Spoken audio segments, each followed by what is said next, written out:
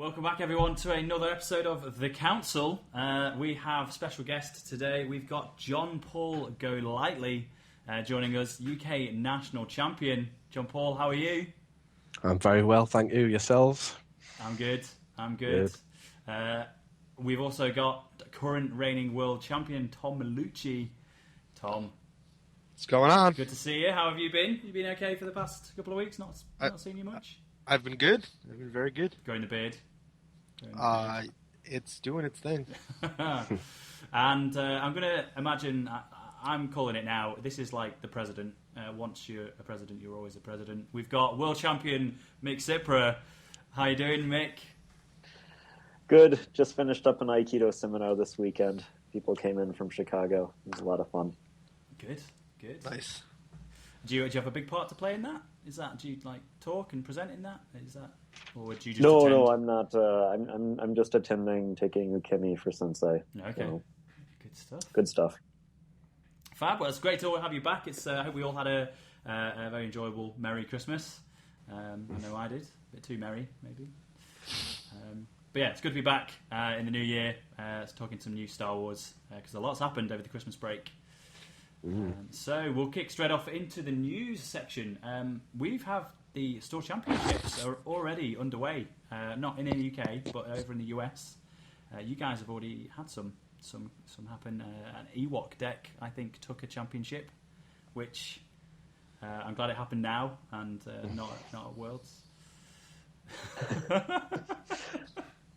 Come on, that would be pretty awesome. I have no comment on that. Well, yours was kind of an Ewok deck, Mick, I guess. I did blow up a Death Star with an Ewok. Seems good. Like, times. Seems good. Your deck had 100% more Ewoks than my deck. But yeah, Mick, you the Fantasy Flight Game Centre's your local store or local tournament scene. You've had your store championship, haven't you? Yeah, we ran the store championship last weekend. So what would that have been? The 9th, okay. January 9th. Had 8 people in attendance. I was a little bit worried that it was going to be 4 people playing round robin, essentially, but we got up to 8. 8's a little bit strange a number because at 9 you hit the cutoff, or at 9 you get up to 4 rounds. Right. Yeah. And I think you need 13 to have a top cut. Correct. So it's a little bit strange not having a top cut. But we had 8 people, and there were a number of newer players too. We had some people from the competitive Magic scene who then fell in love with X-Wing, and when they ended X-Wing during the World Championship, wanted to try out the LCG. Couldn't get into the LCG tournament during Worlds, but did play in the 2v2 tournament. Okay. So really great-minded people, competitive. I hope to see them a lot in the weeks and months to come, because I think they're, they got the drive. They got the drive. Some fresh, interesting new blood into the tournament scene for you there. That's good. One thing I think actually, we didn't talk about this in the notes we made before the show, but FFG employees can play in store championships, can't they? I think. Yep, they can. And we had a couple FFG employees play in the store championship the previous year. Oh, okay. I think this year Evan Johnson had a conflict and couldn't make it. Oh, does Evan? He's your kind of stalwart Star Wars player, is he? Yeah, Evan likes. I played him a couple times, like when they did their May the 4th Be With You. We had some Star Wars demo stuff. Gotcha. Played some games against Evan. Yeah, because I was going to say, they're allowed to enter any store championship event around the world, but I guess you're going to have the most your events in the Minneapolis Event Center, FFG HQ. So just interested to see how many dabble actually, how many play. So any interesting decks on the day, Mick? The day was taken by a giant capital ships deck. Nice. So it's a little bit strange with at the 8 people 3 rounds mark, because what happened is Chad and I swept up through the first and the second round, and then played each other in the final, where we split with light side decks, and it came down to strength of schedule, and I had played against like the 8th and 6th place players, and he played against, well, obviously not the 8th and 6th place players. So he won the tournament based off of that. So in the future, going forward, it didn't matter for that tournament because I think the top player wins a bye at a regional. Yep. And given how many rounds are going to be played at regionals this year, I can't imagine getting up to 33 people where you go to 5 rounds. So regionals are going to be 4 rounds. Yeah. And I'd almost prefer to play more games. In the top 4, we all got play mats. But I'm looking at running a winter kit in about 2 weeks. And there's a unique playmat on the line there. So if you get up to 9 people, I think that 4 rounds, it'll separate a bit better. But at 8 people, there's definitely the potential to not have tiebreakers based off of strength of schedule. Yeah. So had one of us swept, it would have been very clear. But when there's a unique prize on the line, having it come down to basically, well, who did you play? Yeah, the random. Yeah, who did the computer assign you against in the earlier? Yeah. So I think I would, running the kit in 2 weeks, announce beforehand that if that situation comes up again, to do a cut. Yeah. Just a cut to 4. Cut to top 2. Or 2. Yeah. The players who are tied at the top. It's but yeah, you do have to announce that stuff in advance. Yeah, just so people know what to expect. And tournament organizers are free to run however many rounds or do whatever cuts they want. But FFG and the most recent tournament facts did come up with guidelines or suggestions of how many rounds to run and how many people to cut to. And as this was run by FFG, the store championship, they're clearly going to follow their own guidelines. So 3 rounds, no cut, winner based off of strength of schedule. It's interesting, though, because I think with 8 or less players, you can pretty much in a day, as long as you get started at a reasonable hour, you can get 4 rounds in, or as you say, Mick, 3 and a top cut to 2. So I wonder why. And FFG... there may not even be a need for a cut to top 2. Yeah. Off too. But just it's just that it would, like, had one of us swept at the end, which it really came down to the final board state, because I was playing the Boba Fett pilot deck. Right. He was playing very effectively against it. He had a Rogue Squadron X-Wing, Pilot Han out, was not ditching Pilot Han, so I couldn't capture it. Played a Corvette, put an astromech droid on it, can't capture that. Eventually wound up capturing a Y-Wing with Boba Fett, which is, it's not what you want to do. No. Played another Corvette, astromech droid, played home 1. At some point, he took out an objective, and then his giant fleet of capital ships ran the trench against me. Defending the trench. So they just all went in there. He pushed the Rancor out. Rancor would have been a great blocker, 3 guns. I can blow up any one of those things. Gotcha. And to win the game, they all needed to be able to strike.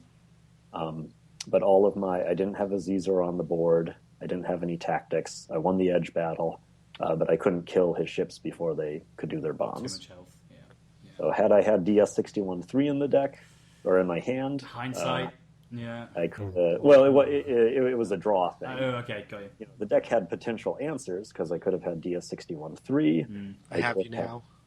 And I have you now, or Azizer on the board. Totally different outcome.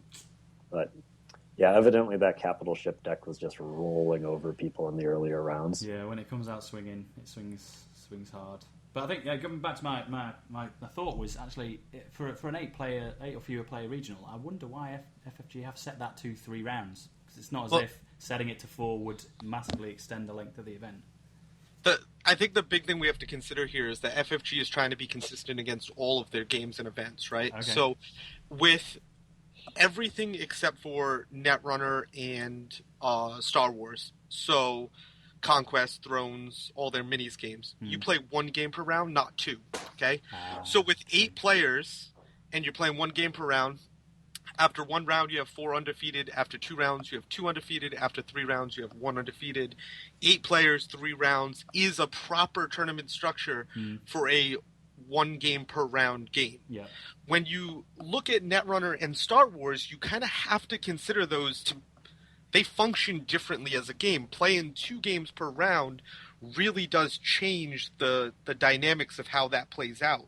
So I agree with Mick. I think that if the store has the availability, if they don't need to close, and you're right on that 8-player mark, like just throw an extra round in there. Just play 4 rounds. Yeah, I don't know if it necessarily needs an extra round. Of course, I always prefer to play more games. Yeah, but if required. But if you're trying to determine a winner and there's a unique prize on the line, I think the top players should play off against each other. The problem is, if you say the top players should play off, does that mean a single game where you random the side, and if one side of the meta is stronger, you're really just saying, I'm going to flip a coin, and whoever gets the stronger side is going to win? I think you play a match.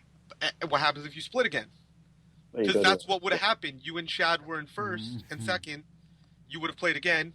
Yeah. What if you split again? Then you do go to a third game. Again, it just comes down to which side is stronger at that point, I think even amongst the top players, like, there's a potential to sweep. Most of the time you'll split, but... I think the point with Swiss is, like, you have to have some confidence in the strength of schedule that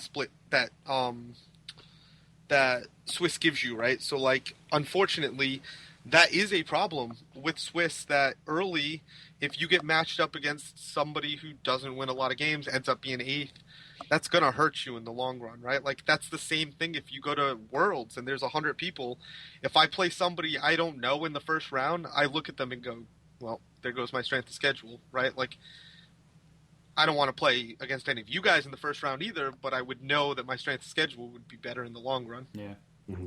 So, it's an issue with Swiss, but I think that once you hit that 9-player mark, hopefully 10, so you don't have a bye, but like, I've run a couple tournaments using the new schedule and stuff, and I think once you hit 9 or 10 players, it actually fits very well. Like, yeah, I think it just gets strange at 8 players.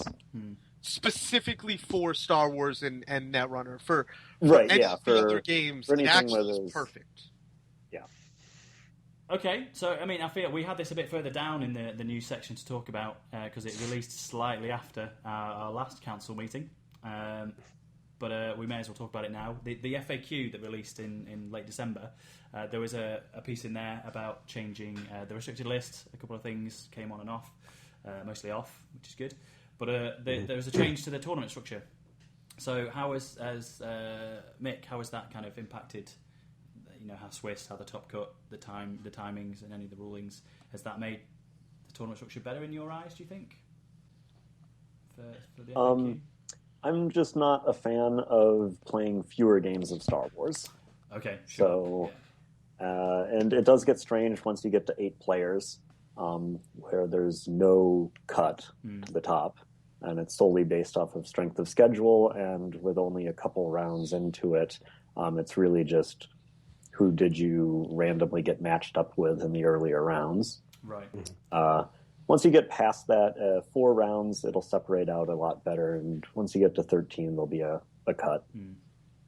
So in your eyes, then, do you think the tournament structure changes that came out in the FAQ, for these level of tournaments where we're not talking Worlds with pushing 100 players, would you think, it would have been better to stick with the old structure where it was, 4 rounds? Was it 4 rounds? I don't know if the old. I think it was always 3 rounds. Oh, it was okay, 3. So it wasn't a problem just with this FAQ. So it might be worth just calling out specifically what did change in the tournament structure rules in this FAQ. So I know the time limit for top cut when you went to a championship bracket, that got an extra 5 minutes. 5 minutes. It went from 35 to 40. Which is a welcome change, because I know at the highest level of play at Worlds, the top 16 when they played game 1, a good 3, I think, of those games. They also changed how many points the balance of the force was in the tie-breaking system. Yep. So it was worth less than 1 point on objective damage, but could be used to break a tie. Yeah.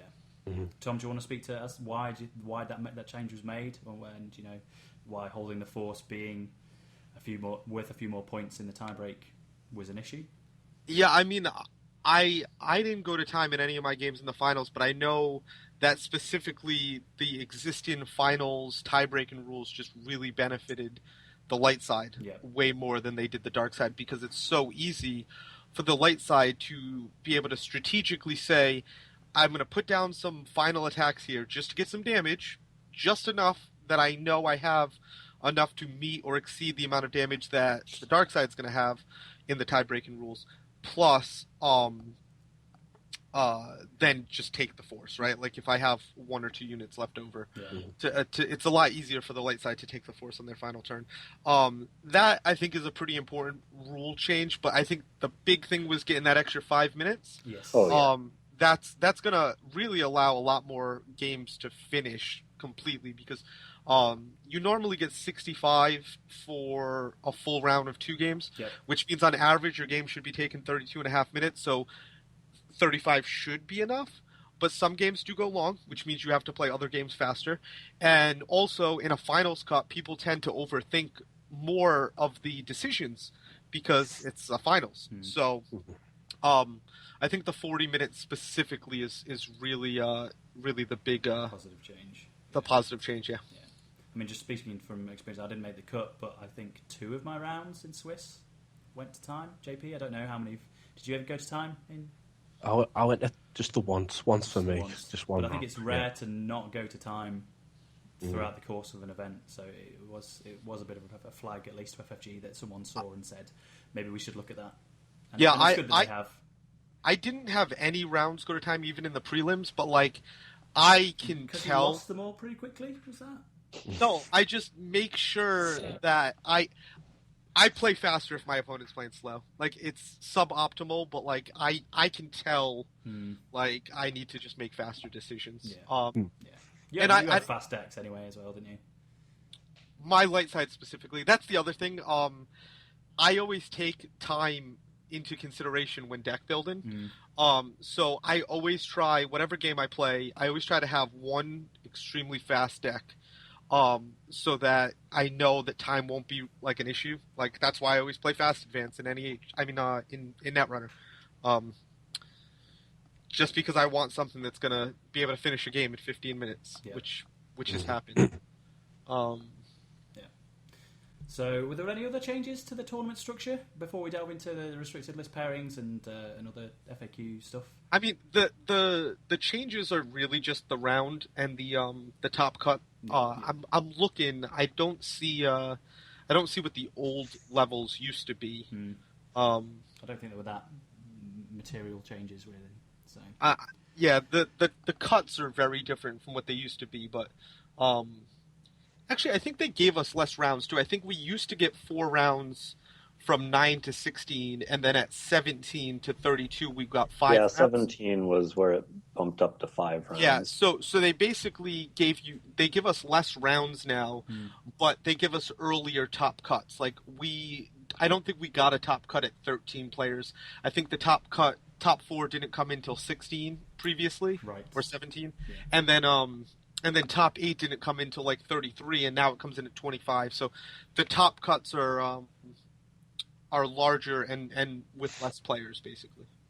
So I think the only place that this really suffers is from 4 to 8 players for Star Wars and Netrunner. Across the board, all the rest of the changes, I understand the basic concept of like, I just want to play more games, and I think people want to play more games. That's a great problem to have, right? But in general, it's good for the stores. It's good for timing of overall tournaments, and really, it's about figuring out who the best player is on that day, right? And I think that these, other than 4 to 8 players for Star Wars and Netrunner, I think everything else, I've probably run, since these rules got released, I've run 4 game night kits, and I've been to 2 store championships, which have ranged from, actually 9 was the least amount of players I had, and then 26 was the most, and everything felt really, really good. So, and that's the 26 was the 2 out of the 2 store championships.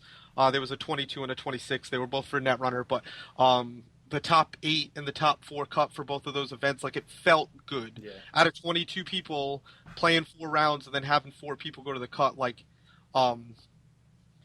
it was. I think it was structured well. Okay. So good feedback. Good feedback. So tournament structure done in terms of FAQ. So I think the biggest talking point in the FAQ and that got released at Christmas was the restricted list pairings. JP, I don't know if you want to kick us off with this. So the broad overarching changes behind the restricted list. Yeah, Dash and freeholders are no longer restricted. Still good. What? Yeah. I gotta go change my deck. Yeah, somebody got the biro out and started changing a few words on cards, and it basically meant we went from 8 restricted pods down to, and we went into sets of groups of restrictions as well, so we now just have 2 different groups. Yes. So instead of there being a big long list, we now just have one restriction, which is Dash and freeholders, and a second separate restriction, which is the 2 different Yodas. Yep. Everything else has pretty much been either fixed or swapped around. So no longer Rogue Squadron X-Wings and pilot handsets. They're all fine. They quick little errata to well paid, a little errata to Boba Fett pilot, and everything's sweet and rosy. Yeah. So yeah, just for anyone who isn't up to speed, it used to be that there was a one big restricted list of objective sets for the light and the dark side, and if there was ever a problem and a deck got restricted, it meant it couldn't play nicely in a deck at all with any other pod in that restricted list. So even if those 2 pods weren't themselves an interaction that was a problem, because they were both on the restricted list, like Dash and Yoda, for example. I know a lot of people like that combo, or freeholders and Yoda. They weren't an obnoxious kind of pairing that broke the game, but because of the way the restricted list works, it was just one big pot. They couldn't play. Whereas now, Yodas can't play with each other, but Dash can play with Yoda. So it's just the broken pairs, really, that couldn't be errated, still can't pair with each other. But it opens up some more decks that a lot of players are happy to see opened up. Do you want to speak to the specific fixes they put into the other 2? What did they do? So they pilot Boba. There was previously that was on the restricted list with training procedures. Procedures. So pilot Boba used to be that he could, whenever he attached to a vehicle, I think he could capture a unit that wasn't enhanced of 4 cost or less. Yep. Without an enhancement. Without enhancement. And training procedures was an objective that meant you could bounce pilot enhancements around on different vehicles. So as long as you had the resources, you could just capture everything on their board. Capture. So you've played stuff during your deploy phase. Oh yeah. Let me take a shot. Yoink. So yeah, that ended up on the restricted list. Kind of rightly so. It was a good short-term fix. The restricted list is still a good short-term fix whilst we think about errata. But then the final full errata that's now in force, which seems to be working quite well for that one, is a change to Boba, so that it's not just when he attaches to a vehicle, it's when he enters play. Which, unless he dies and you play a second one, that's still only 2. But it only triggers once per Boba, effectively. So even with training procedures out, you can't abuse that. So that restricted pair could be dissolved, and they can play nicely again now. Sure. What was the other one, Tom? Well paid. It's well paid became you can only play it during your deployment phase. Yeah. And why was that restricted? Because people do dumb things. Heroes Trial would let you play enhancements during your conflict phase, and then you could well paid, and then play infinite hobby. Hobby would cost 0. During the conflict phase, you would just play well paid, and then bring them out with the Rogue X-wing strike, bring them back, do it over and over and over until you destroy all 3 objectives. If they didn't have a way to one-shot hobby or like force lightning him, it was an instant win condition. It required 3 different factions, and it required a specific objective on the board, so it wasn't that big of a problem, but it made enough. Like, one person did bring that to a game night kit event at my store right after it kind of happened, and he ended up winning the game night kit. against a couple people, he got the combo off, which was dumb. Against me, I had to play him. He didn't get the combo off against me, but he had Hero's Trial, and I knew he was doing the combo. Yeah. So I had to kill it as fast as possible, which I did. And then he flipped the next objective, which was another Hero's Trial. Of course. Yeah, and all as you say, all it needs is for one person to run, however unlikely or however poor the cards are thought of going into an event. All it takes is one person to do well or place well or take an event with a sub-par deck, and then people A, think it's a broken combo, and B, some of the cards or the pods in their entireties get looked at and errated. Mick, asteroid base. Yeah, thanks, Mick. The problem is not even whether or not somebody took that deck to a major event and won with it. Like, the big problem is it creates a negative play experience for the players who are playing against it, right? Exactly. So when I played against it, I knew just destroy Hero's Trial before he gets the combo and I'll be fine. But if he had drawn the combo on the first turn, I still lose that game, right? Like, and right. It puts people into a position where, like, I think you need to be able to one-shot that unit, or you need a Force Lightning. And even if you have a Force Lightning, he still kills an objective before you can do anything, because he always gets the priority to remove before you get to Lightning. It's not a good play experience, which is why it was restricted. And like you said, it was a good temporary fix until they permanently fixed it, which is great. Yep. So. Both of those changes, I think, were perfect. And there are conversations online about if and how Freeholders Dash could be fixed. Maybe. Yeah. Minimum cost on those freeholders would work, potentially. Yeah. I don't love it because, like, I think one of the really cool things with his pod is that when his objective triggers, they're going to have 8 cards, almost definitely. And if you had freeholders in play, they just come back for free, right? Like, that's one of the things about that. Yeah. But... maybe to make it viable, they have to have a minimal cost. I don't know. Maybe it has something to do with them being unique or holding all the cards as once per turn or whatever. Yeah, but for now they remain on the That's a harder problem. Yeah. The other two, both of the things they fixed, those were pretty easy fixes. I think those had been suggested before the restrictions had even happened. Dash Freeholder and both the Yodas, those are harder fixes to make. Yeah, I can't... I don't think there's been any serious suggestions for what to do with the Yodas. I think the big they can thing never play with each other again. You can only seek the Yoda that comes with the pod. That's you seek Yoda, and even then, it's still strong. But that would be the biggest thing, is not being able to seek Tactics Yoda. Yeah, but still, Heroes and Legends in a quad Yoda deck is painful. It was fun.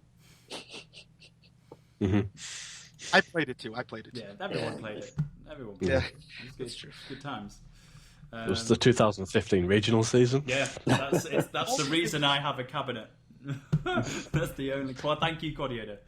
But yeah, I think so the pairings are still legitimate until they're still powerful combos that promote a negative play experience, as you say, Tom, and that's fine. And there's really cool cross pollination right now with freeholders in a Jedi deck, or I was trying out Dash in a Jedi deck. It was interesting. I wouldn't necessarily I don't think it is on par with the various top 16 decks at Worlds. But it's good that they're a possibility. But it was fun, and Shad was running the new Pilot Han with Rogue Squadron X-Wings, and Pilot Han's ability is really good. Yeah, it is. Yeah. Yeah, and there was no problem with the interaction between those two pods outside of this third pod being involved. Like, it was... Yeah. They're good. They're really good together, but, like, isn't that what smugglers and rebel vehicles need? Like, they need good synergies. Like, it's great that is now making that combination viable. It's great. Well paid into Corvette. Into Corvette. Especially with defensive Yavin 4 and you're discarding Cloud Technicians and drawing 2 cards. Yep, drawing more. Oh, God. Yeah. I'm not going to be able to sleep for nightmares tonight. If there's nothing else on the FAQ, I don't think that the tournament restrictions, the restricted pairs instead of a restricted list, it was the big change. I don't think there were any. A big win for the community. Yeah, we've been calling for that for a while. So I mean, as well, especially a lot of the New York guys, I know they kind of drafted their own set of their version of the FAQ and kind of drafted and played that for a good few months. It was actually their FAQ was the exact same changes, except for they also changed the Tarkin thing so attachments don't fall off. And there's still a discussion going on about that. I don't know if we want to dig into that, but I'm okay with how it plays. That's an episode.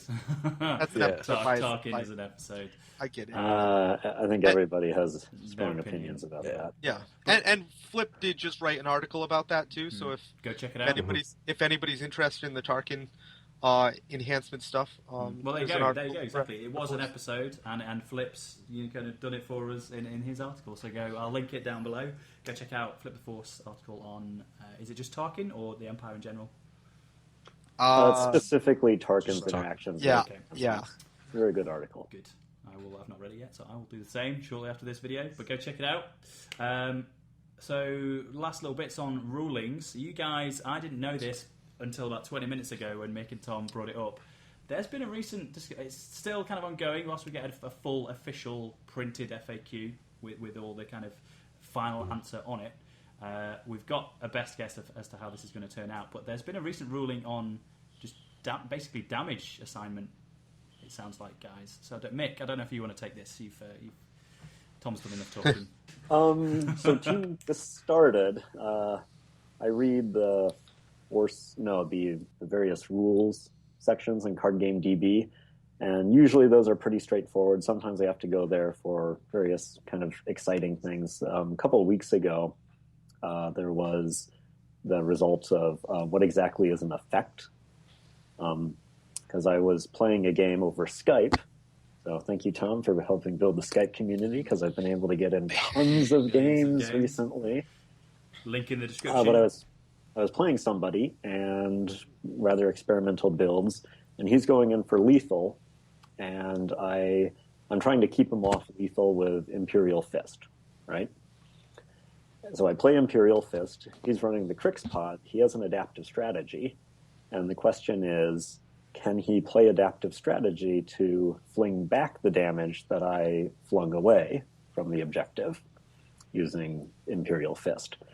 And this sparked a bit of a debate. And the way that I was looking at it, because I've had a lot of practice playing chain reaction on, the effect is this. Yeah.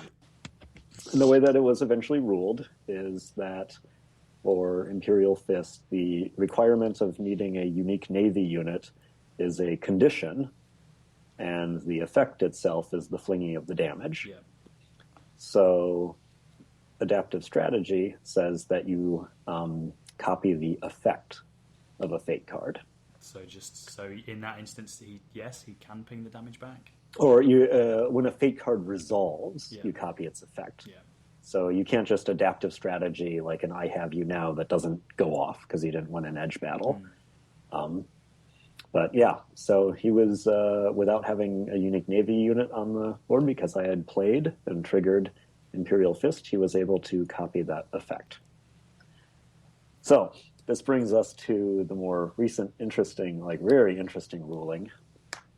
Team Covenant ran a spoiler on the upcoming Sith objective that has Bach in it and a mission. And the mission is called Dark Genocide. It has 6 health, and I believe it's cost 0 to play. I think so. Which makes it a very interesting mission, because you don't lose tempo for having to pay to put it on the board. But it does cost more to blow up. And when you blow it up, you can trigger its reaction to do, 66 damage to all units of a certain trait other than... Character or you call a trait other than character or vehicle, and do 66 damage to all enemy units with that trait. So you call Force User and nuke all their Force Users. Or you call capital ship and commit genocide on the capital ships of the galaxy, I guess. So this brought up the question of what happens when if the light side player is playing Knowledge and Defense, the Daughters of Alia, and responds to Dark Genocide with Confronting the Terror. Does it fling back, or does the dark side then have to assign 66 damage to their board? And probably the light side just wins the game because there's just not enough health on the board. So what exactly happens there? And there was an official response that the phasing, so you have to jump in here, Tom, and help me out with some of this. The phasing of it is for Confronting the Terror, is when the damage is dealt, the dark, instead of the dark side then assigns that damage. So 66 damage is put on a force user. That damage is then dealt, but it is reduced to the capacity. So you want me to explain this? Yeah.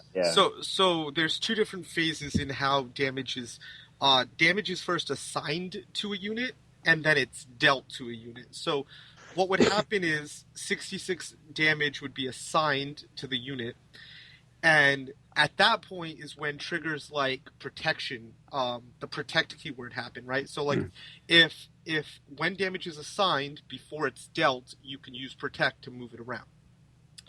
Once you pass the assignment phase and you go to the damage dealt phase, in between there's a component action where it reduces the amount of damage that was assigned to the maximum health of the unit that's receiving the damage. So if you're doing this to a full health Vader, well, in this case it's light side, so a Luke, 3 health, 66 would get reduced to 3 damage, and 3 damage would get dealt.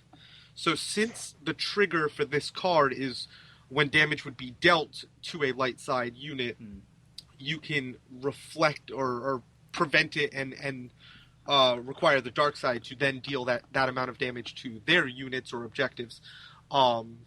It would only reflect 3 damage in that case, right? That was the rule. Okay? As worded now. Yeah. That was the wording. Yeah. The really interesting... So don't have to worry. You don't have to deal 66 damage to your stuff.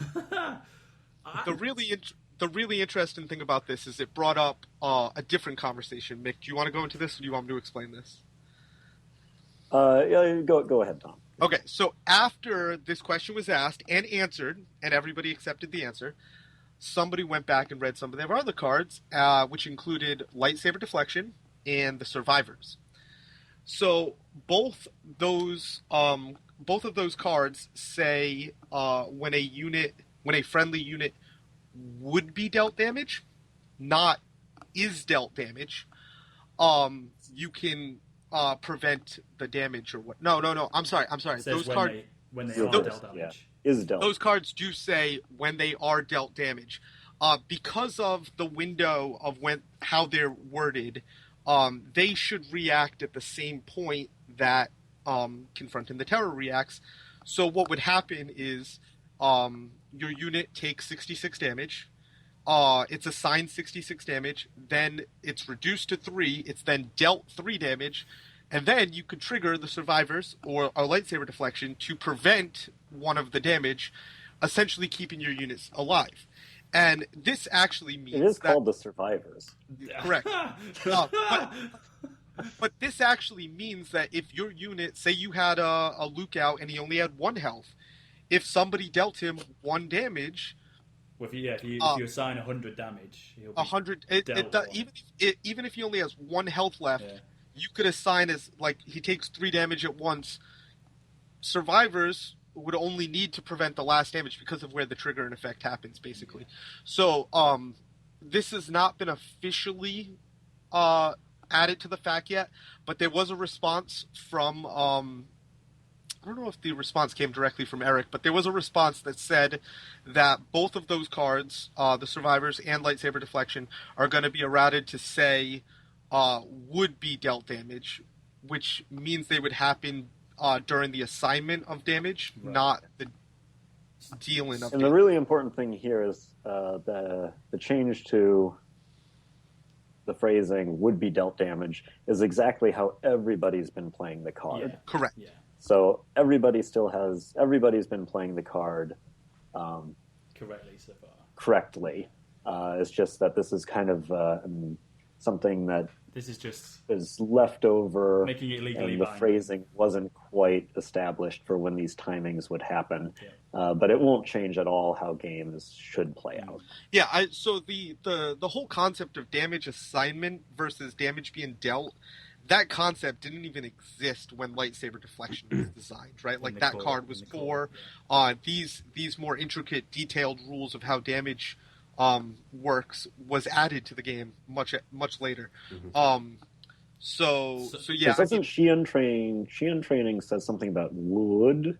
So Xi'an training is worded to say when a unit would be dealt. So if you had Yoda with Xi'an training, it would deflect 66 damage. Yeah.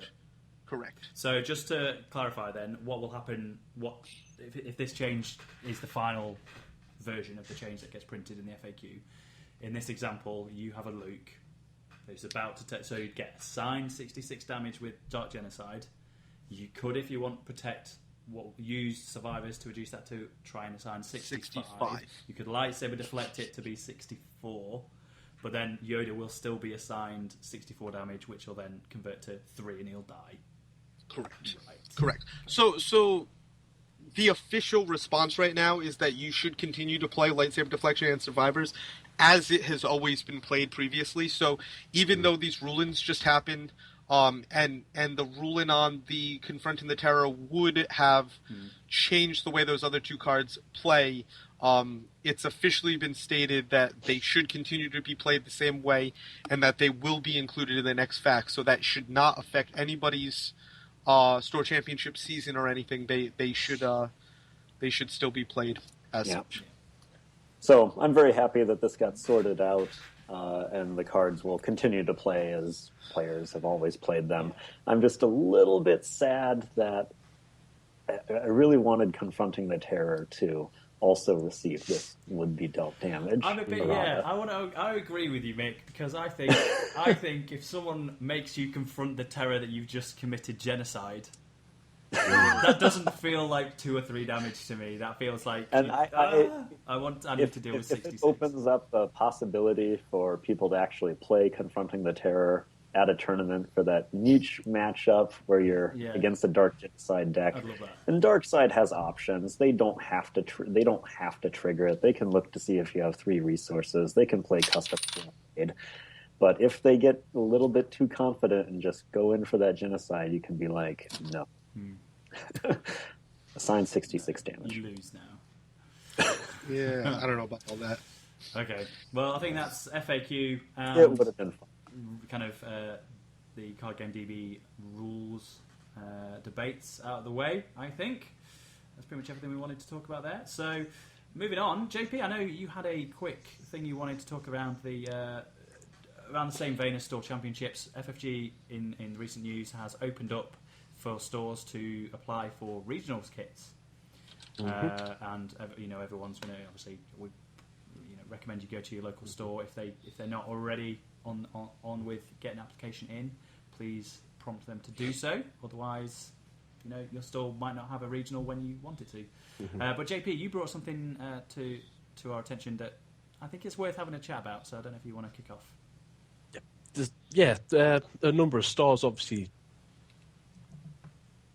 They've got to look at hosting events and they've got to look at how they're going to make money and profit from that day.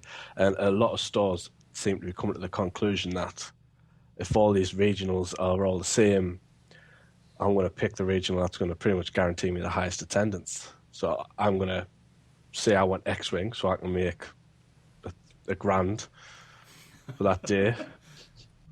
So I'll apply for X-Wing. And just to be safe, I'll not apply for anything else, or I may apply for the second biggest game or the third biggest game. So there's a rundown of popularity levels, and there's the worry and the fear that the lesser games, whilst we're trying to build the numbers up for these lesser games, stores are not incentivized to select those games because they've got to keep the store open, which you want to do because you want somewhere to play. So the worry would be that a lot of stores may be very careful about what games they select. especially if all the regional kits are at the same price point. Everybody wants to make £1,000 in a day, so let's go for X-Wing. Yeah. So what that means here in the UK specifically, I know this is a very, we're coming at it from a UK perspective, JP and I. The regional season and kind of up, so regionals, nationals, and worlds eventually when FFG come to their senses and host it here. It's. I mean, I'd be down. I would go. You'd be down, but it seems that we're going to his national, right, Tom? Yeah. Come at me, bro. It basically regionals and above over here in the UK. There tends to be a store will have 5, maybe 6 local players that go to that store's regional. But then the rest of the attendees are people like myself, people like JP, Anton, Darth BS, Neil, a few more who travel to as many events as we can. So the regionals are all a very tight knit group of the same players, effectively. And when we can't make an event because it's too far away, the attendance might be. I think one of the regionals last year in Wales was 2 people. Yeah. Well, it was 4 because the store and the store owner's partner played. Okay. To make it 4, I think. Right. It's almost a 10-month-old memory, so I'm sure it was 4. Yeah. But I think inexperienced players in that 4. Yeah. So this is, from our perspective, it's a UK issue, but this has got to be an issue elsewhere in the world where the scene is for a particular game isn't strong enough to support a regional. And you quietly hit the nail on the head earlier before we started recording, Tom, that the cost of a regional kit and attendance is the outcome. It's not the source of the problem. The source of the problem is the community. Yeah. Community. So I talked about this briefly earlier before we started the call, and basically, Fantasy Flight has commented on the fact that they are trying to support these games by, their organized play department, creating content, creating promo cards, play mats, generating these kits and selling them to stores. And that's what their organized play department does. That's their job. But there's still another job that needs to be done, which is somebody needs to try to grow these communities, right? And unfortunately, that's not the job. That's not a job Fantasy Flight can do because they're not located all around the world. That's a job that the stores need to do. And unfortunately, most stores are going to look at some of these games, even the most popular, right, Netrunner, and they're going to compare that to Magic the Gathering, and they're going to say, it's not worth my time, right? I'm not going to make the money that I'm going to make for Magic. I'm just going to support Magic. And I've gotten that attitude from many stores that I've talked to, because about a year and a half ago, I was in a position where the local store that we used to go through, they were just very disappointing. They would fail to order kits. They would just do all these different things. So I was in the search for a new store, and I talked to many store owners that basically just said, "Nah, we're not interested." Until I finally found one that was willing to support me, willing to order kits and blah, blah, blah. But, I had to put in the effort to grow a community. And when I started that, I played Star Wars and Netrunner. I had probably 3 or 4 people within an hour drive that played Star Wars, 3 or 4 people within an hour drive that played Netrunner, and I started a game night. It was every week, Monday night. I committed to go in every night. I started a Facebook group. I started inviting all my friends that played the game, that didn't play the game, anybody that I thought could be interested. And for a good couple months, 2, 3, 4 months, it was one of those things where it was an average of 2 or 3 people. That meant sometimes I'd have 4, sometimes I would show up and nobody else would show up. And it's kind of demoralizing at first, but over time, the community will grow, more and more people will show up. And our store, a year and a half later, same store, we run a game night kit every week, one event per week. We cycle between Star Wars Thrones Netrunner, so there's lots of those events. We run store championships for every single game. We're going to apply for regionals for every game, but I know we're not going to get them all because certain stores aren't allowed to have that many regionals, but we're applying for all of them. We have just open play nights that usually have 12 to 15 people weekly. And most of these people are players who play multiple games now. Like almost all of our players play a combination of at least 2 of Star Wars, Netrunner, and Thrones. And the thing that's great about having this like open LCG night, like somebody will come in and be interested in Netrunner, and he'll be able to play a lot of Netrunner, but then he'll see somebody playing Star Wars or Thrones and be like, hey, what's that game? Why don't you teach me?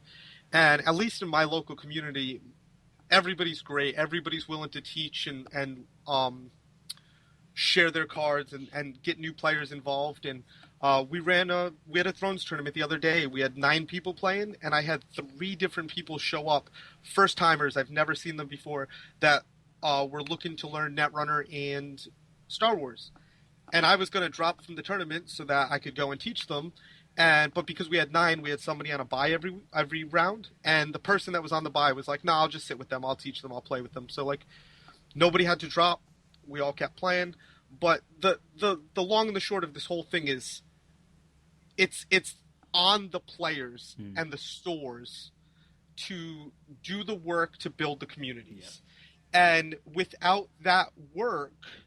And, like, unfortunately, right, it's harder for Star Wars. For whatever reason, Star Wars had a bad start. The pod system turned people off when the game first came out. The game really is in the greatest place it's ever been right now. But unless somebody puts in the effort, and it's not one person, it's a lot of people, right? Like, I put in the effort for my local community. I also have put in a lot of effort for this Skype community, which actually everybody on this call right now has participated and has helped the Skype community, and that's great at a worldwide level of like make the game more popular. But we can't let this Skype community replace the fact that stores and local players need to do their part to try to get people in, right? Like one of my biggest things that it always drives me insane is I go into my local store and I know there was 2 copies of Star Wars on the shelf, and then I see that there's no copies anymore. And I'm like, who sold that? Did they tell them about Monday night, right? Like, do they know? And, you know, I'm not always at the store. I don't work at the store. I do other things. So I don't know that the store is properly promoting things, but I do all this stuff online and through the Facebook group, and it's on the players. Just a quick, I don't know if this is something we mentioned before, Tom, but I'm pretty sure there's a store in the UK that just literally has a very similar weekly night. Monday it's Star Wars, Tuesday it's Netrunner, and on every core set they just print out a sheet of A4 that just says Monday night Star Wars, here's the address and our Twitter handle, basically. Yeah. And they sellotape it or scotch tape it for you guys to the front of every core set. True. So that even if someone they're just selling a product, they're too busy to. My store has been great in the support of like supporting me to do what I've done for the LCGs. Yeah. But we're also in a position where like the store will be moving within like the next couple months. So like when the store moves, we're gonna have like dedicated LCG area. We're gonna start posting the actual tournament posters with like dates on them. I create all that stuff on Facebook, but like that stuff will change. But yeah, that's another great idea that stores should do. And I really do. I think it's important. It's nice to say, hey, come in and play Star Wars on Monday. Come in and play Netrunner on Tuesday. But if stores don't have a big LCG scene, and a lot of stores don't, right? Don't try to create a different night for every LCG. Just make an LCG night. And because I'm telling you, most of the people that I've met that play LCGs, if you play 1, you probably play 2 or 3, right? How many right now? Mick, you play Star Wars and Thrones? Star Wars and Thrones. Andy? Star Wars, Thrones, and Netrunner. Not religiously, John-Paul? but yeah. You play anything other than Star Wars? Star Wars, Thrones, Conquest.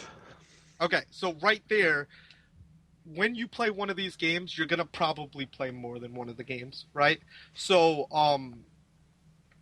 have just a generic LCG night, and that's going to, if you only get 4 people, well, at least there's a better chance that they'll have games that they can play with each other. Because if you had 4 people they might be, say, for example, a Star Wars, a Netrunner, a Thrones, and a Conquest person come, and nobody shares a common game. I bet all 4 of those people would be interested in learning the other games, Yeah. And that's really the only way that I've seen that you can really grow a community. Now, if you get a community that's grown over 2 years that has, what I have now, which is 15 consistent people showing up, then if you want to say, well, we have the most Netrunner players, because it is more popular than most of their other LCGs, and you want to break Netrunner off to a different night, sure. At that point, when you have the consistency, but I still think that having this on one night, as long as you have the room for it, right? Yeah. It makes sense to just have one open LCG night. Yeah. And as with most things I've found in life, it's consistency is the key. So even if, as you say, it's a Tuesday night is LCG night, and it's only once a month that rotates around to Star Wars, at least players know that once a month I can come in and play Star Wars in the store. Above and beyond all the games I have at home or at my friend's house, I know there's a community that meets here once a month for this game. That's a great point. Is like that's another thing that we've started doing. It for a year and a half. It was Monday night open LCG. You play what you play, and since we just we only started the one game night kit per week. We started that about 5-6 weeks ago, and we rotate between having the game night kits on Mondays or on weekends. So the game night kits that are on Mondays, if we run a Star Wars tournament on a Monday night, if somebody shows up that doesn't play Star Wars, well, obviously they're not going to play in the game night kit, but they still have the open play to play, right? You could have a priority. So you could say, well,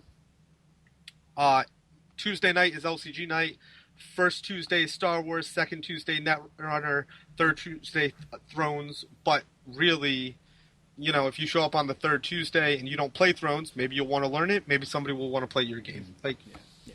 So I think the overarching message here is, it's about consistency, building a community that people can see and that the game is being played, and just over time, slowly but surely, as with everything, with these things, it will grow and the numbers will swell to a point where regionals can sustain themselves if you're in an area where they can't currently.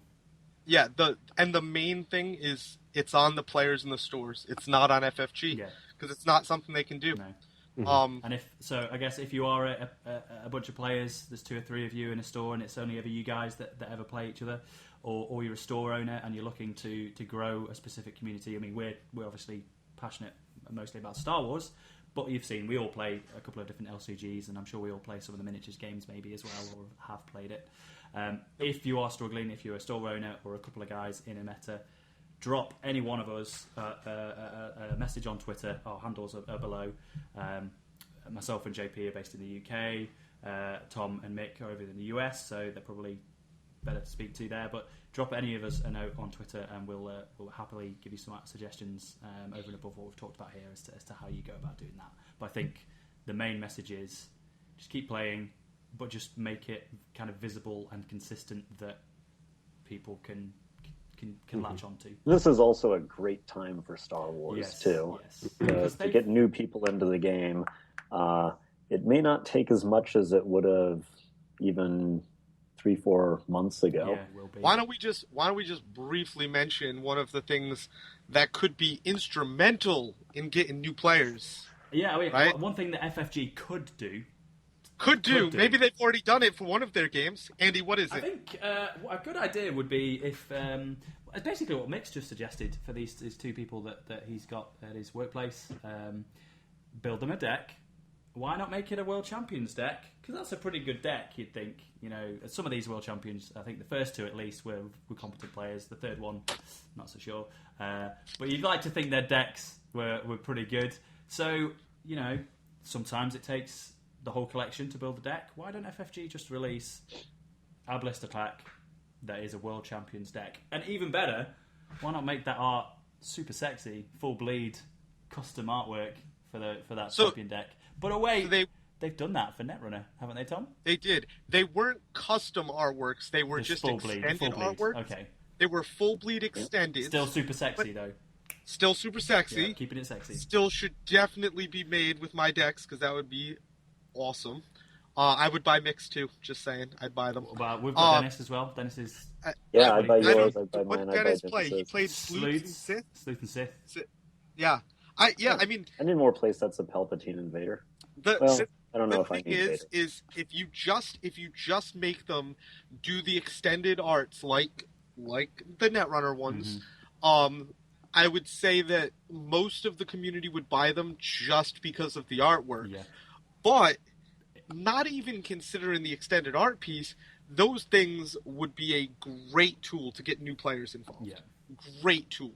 And as much as I would love my decks being built as these extended artwork things because they are great, there's been other discussions online of just make pre-made decks, right? Like just have a Sith deck or and that's kind of, they try to do that with the deluxes, right? So there's a suggested deck, isn't there? Yeah, you could buy BTS Between the Shadows and a core, and you can make a Jedi and a Scum deck out of those two things. Like there's suggested lists for all of that, and I'm sure the Sith Rebel deck that box that we'll talk about later, that's an option, right? But it's still the difference between buying like a $10 or $15 pack, which is a deck, and having to buy a core and a deluxe.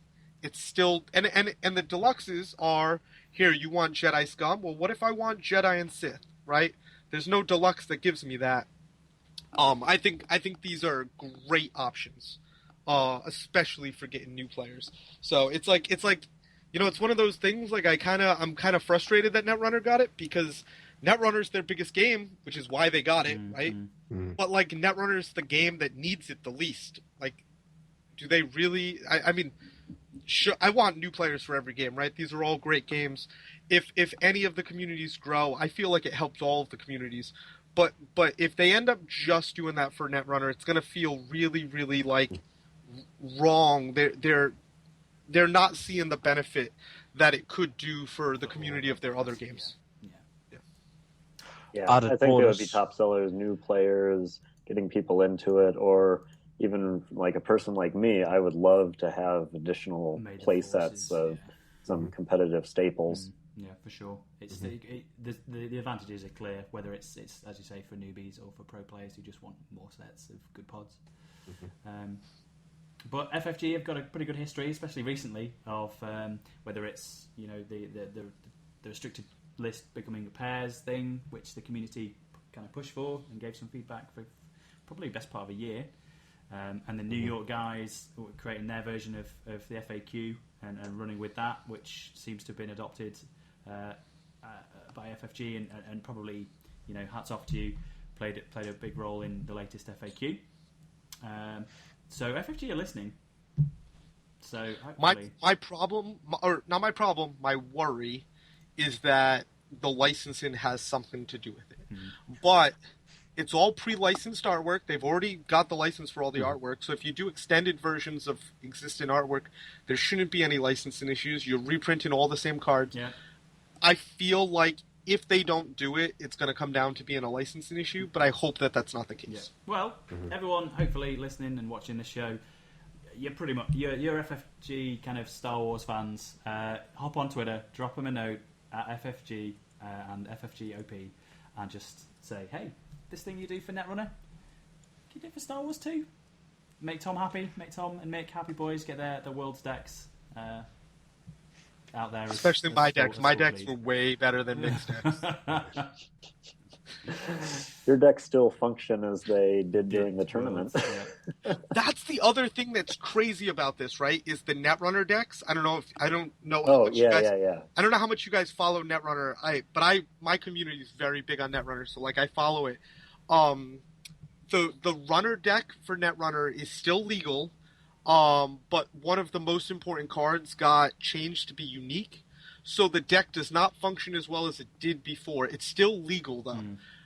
The Corporation deck, as of February 1st, Netrunner has a new restricted list going into play called the Most Wanted list. Oh, that's not in effect yet? It goes into effect February 1st. But when that goes into effect, the corp deck that's going to come in this pack, not legal. Okay. Not tournament legal. And now, I know that Magic the Gathering in the past, what they've done, what Wizards has done, when they've released champion decks, after they've been released, they basically added like rules that say, if you play this champion deck in this exact version with no card changes, it's 100% the same list, it will be considered legal even if it doesn't follow the existing legal restrictions. I don't know if they'll do the same thing with I can't imagine they would do the same thing. I don't know if they'll do that, but they've done it. They did it in Magic. No. God. Well, I think I'd happily cross that bridge if we got to it with the Star Wars World Champions decks. If they do Star Wars World Champion decks, and then we need to think about, should we let mixed deck be legal again? That's a con I'm willing to build and play my deck. Mixed deck is legal. True. It's just not what it once was. Yeah. But the side benefit of all this could be they could print errated cards. May the Force be with you in Tom's deck could say. So this is a really interesting concept, and I thought the same thing immediately. But I've heard that FFG would not want to print the errated version of the cards, because if they ever decide to go back and unerrata the card, right, they couldn't just take the errata off the existing list. They would have to actually add the reverse version of the errata, because there's a version of the card that's been printed. You know what I mean? If you own this product, because your errata. Isn't the future packs that have been... Yeah. Haven't they done that already, though, with the core? Manufactured after the errata going to have the errata printed on... I don't know what they normally do. Do they? I thought it had already been done. If that's being done right now, then yeah, that's great. That would be another benefit of these packs, basically. Well, hopefully, as I say, hop on Twitter if you're a Star Wars FFG and a Star Wars LCG fan. Give FFG a poke, and let's see if we can make it happen for our community in our game. Because as we've seen and discussed, it's a good thing. So, and talking of new cards or reprinting of old cards in some cases. I think we said we might try and get this in if we had time. And I think we've probably got time to pick a card each. Galactic Ambitions was announced over Christmas. So this is the next deluxe in the release cycle. Let me pick a card before Mick. Let me pick a card. No. Don't be that guy, Tom. Don't be that guy. So it's Mick, can I pick your card for you and then you can talk about it? So deluxes, as we know, tend to be to focus on two factions, a light side and a dark side, and they tend to flesh them out and give them more love than a cycle does. So cycle tends to have a theme: Hoth, the Force, and pilots. And this is the last in the you forgot Ewoks. And so this deluxe is going to focus on Sith and Rebels. So there'll be some cards for the other factions in there, but most 90% of this deluxe will be Sith and Rebels. So I don't think we should spend an episode on it because we're already running out of time. But I think if we all go through the spoiler article that's been out from FFG, and just have a chat about our favourite card that we know is coming in this box. And I think it's only fitting we start with World Champion Mick Cipro. Your favourite card from Galactic Ambitions, sir? I was a big fan of the original Dark Forces when that was out in the 90s. And I remember being sick, during school or so. I couldn't go into class and playing through this level after level of Dark Forces. Wait, you were sick, or were you sick and had to play Dark Forces? I got better. At the game, I got better at the game. So I really wanted, since the beginning of the LCG, I've loved Han and Luke Smash Brothers targeted strike. Just destroy the board, and once Darkseid's board is destroyed, destroy the objectives. So you have to completely demoralize them first. with your targeted strikers, and then you can win the game on your own time. But Rebels never had a big, heavy-hitting targeted striker.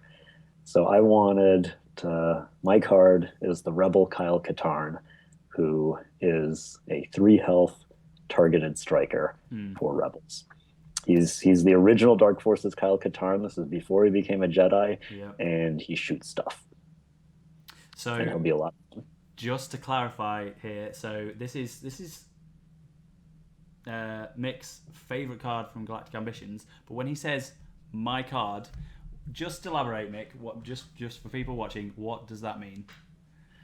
That means that this was the card that I got to design for my World Championship victory in 2014. It's our first World Championship designed card, people. Kyle Katarn, Mick, I love you.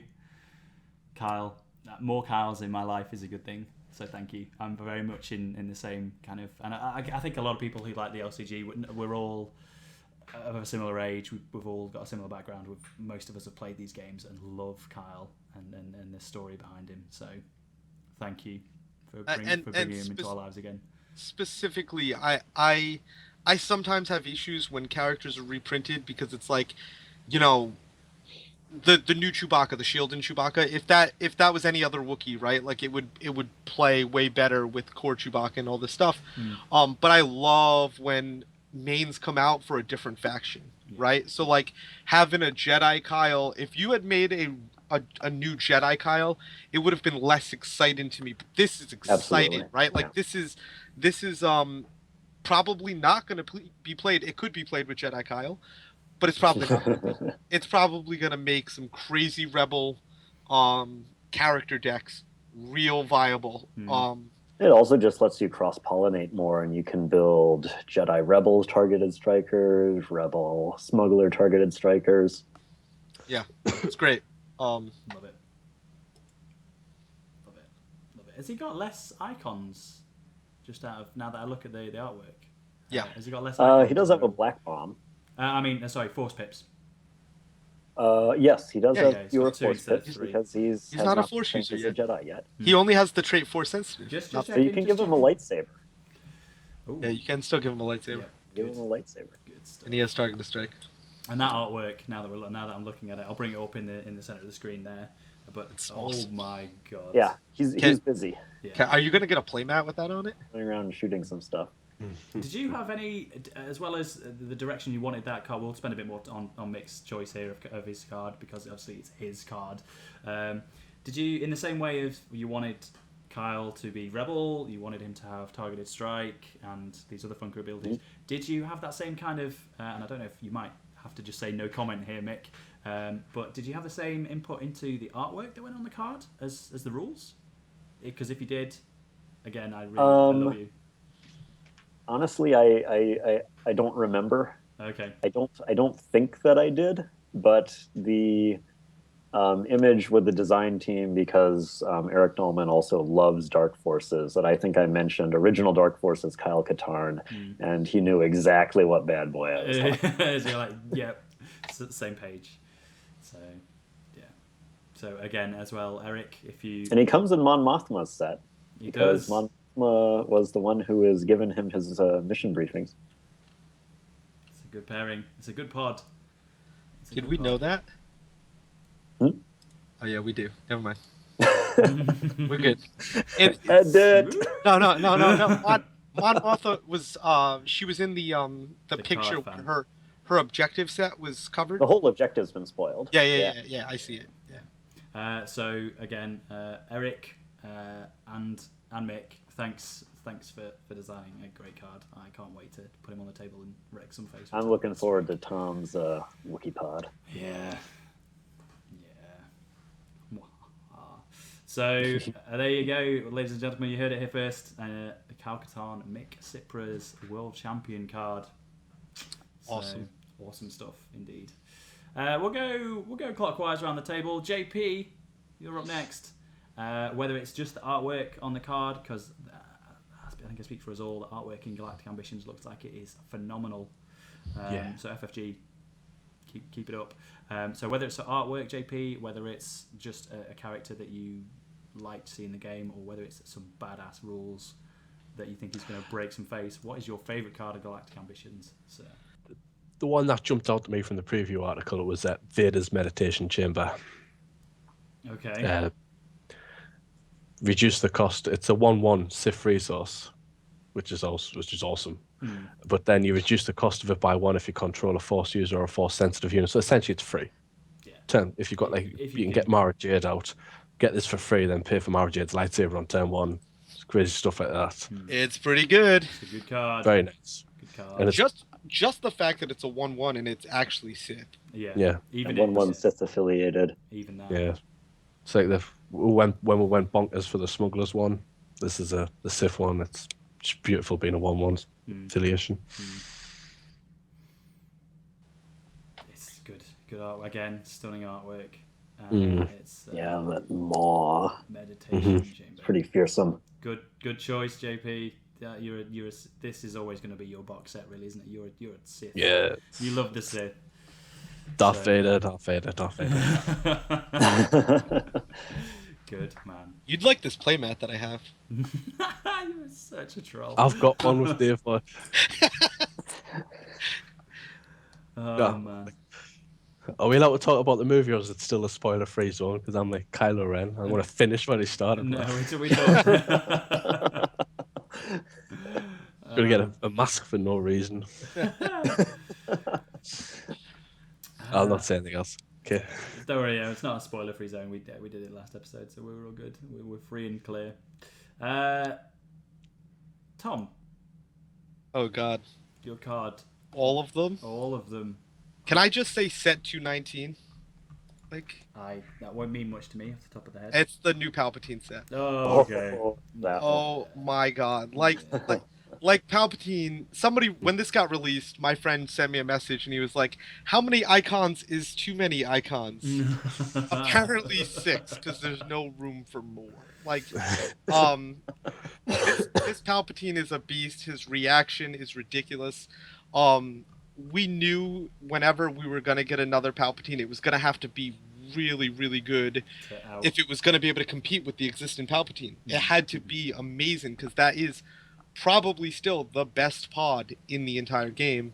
And this Palpatine looks like it is definitely in competition for that title. I mean, you have this Palpatine himself is amazing.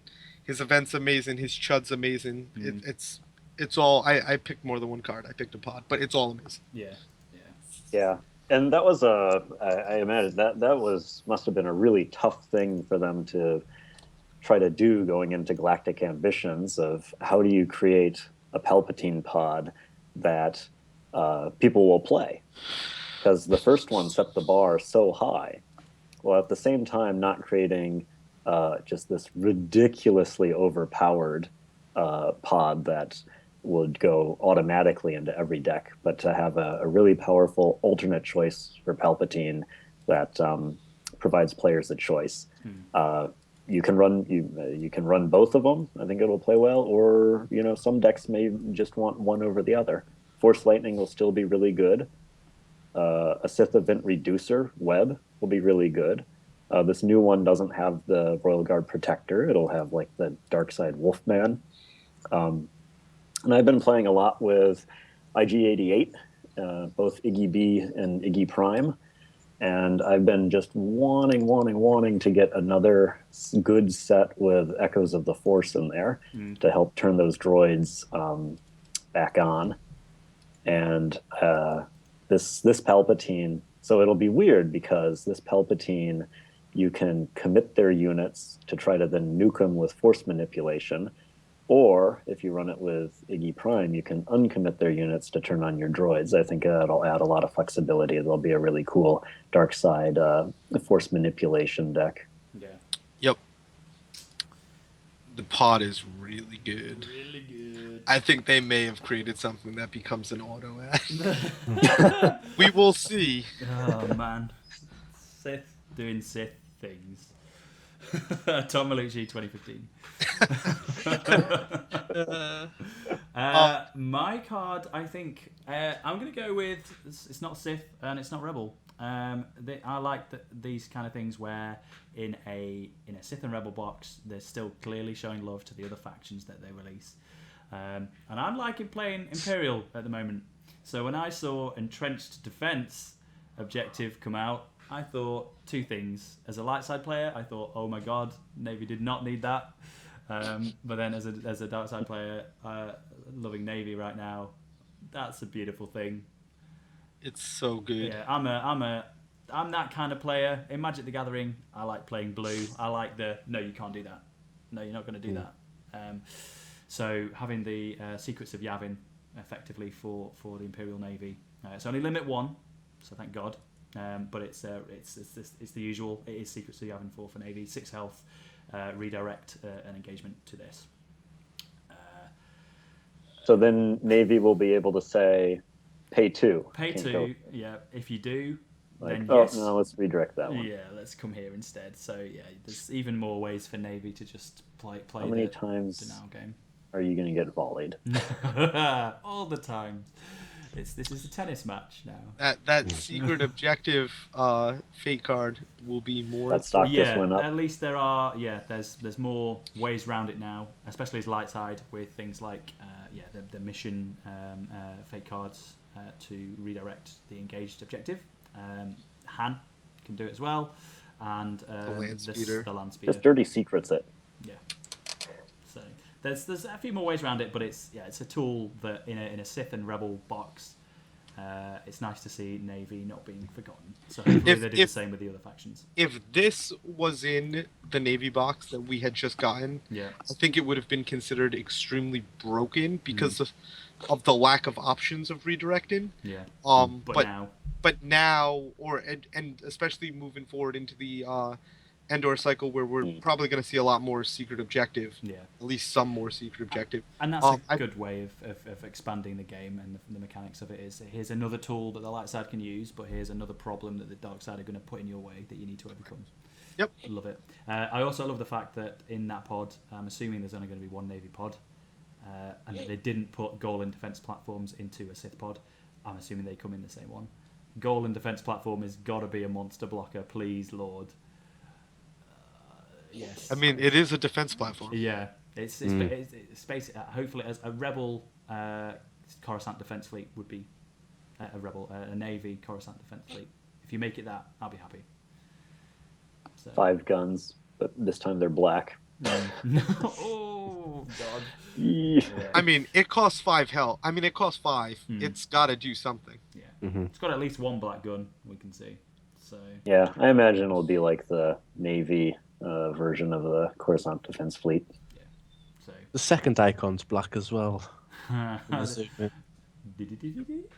So Navy getting more love, all good. I think there's a couple of other things we should call out, but again, we don't want to spend too much time on them. What was the other one I wanted to? What's in front of the goal and defense platform? Yeah, Rebel stuff is in the card game. Kanan from the Disney TV series Rebels. So Disney are letting us get shiny new toys and new characters and material to play with. So good shout, JP. Was there anything else? Just the artwork, I think. Again, I'll come back. FFG, whoever is in charge of that part of the business, they're doing a great job. Don't get rid of them. It's really good. Kyle Katana's so good. Yeah, that artwork turned out really, really well. Yeah, I want that playmat. It'll go in a stack, but I want it. Well, yeah, you've only got one that you'll ever play now, haven't you, Tom? Really? Until next year, then I'll get a second. Yeah. Okay, we'll move on then, because I think we're quickly coming to time. But as usual, or as is customary with the council episodes these days, with the weekly guest or the episode's guest, we get them to bring a discussion topic to the table. So, JP, what was yours for this episode? Yeah, okay. The Rogue Squadron cycle was a great success. I thought it brought a lot of good things. It didn't. One of my personal favourites about it was the fact it wasn't solely focused on vehicles, so everyone would get a vehicle set and then plenty of other stuff. And of course, it brought the pilot mechanic. So my question for you chaps today is, if you could think of one and you could introduce one to the game, what kind of new mechanic would you guys bring to the game? Tom, yeah, I guess you were first to give an answer to this in the our dry run. So this is something that I've been interested in for a long time. But at the same time, I've had discussions with certain people about this. Specifically, I'll mention Matt Davey, because some of the ideas that I might mention here are things that we've talked about together, and they're not all my ideas, but agendas. So I've been playing a lot of Thrones lately. I did not play Thrones 1.0. I played 2.0. And the agenda concept in Thrones seems really interesting. And me and Davey have had lots of conversations about it. And lots of conversations about, like, resource matching and when you splash pods, how you kind of play the backwards thing, right? So, like, my Worlds deck this year was a Sith deck that had 3 Scum pods. But I ran Scum affiliation because you have to. That's how you play this game, right? But if there were agendas that said, there was an agenda that was like, reinforcements for Scum. I'm not going to name it, but its ability said your affiliation card gains the Scum icon, right?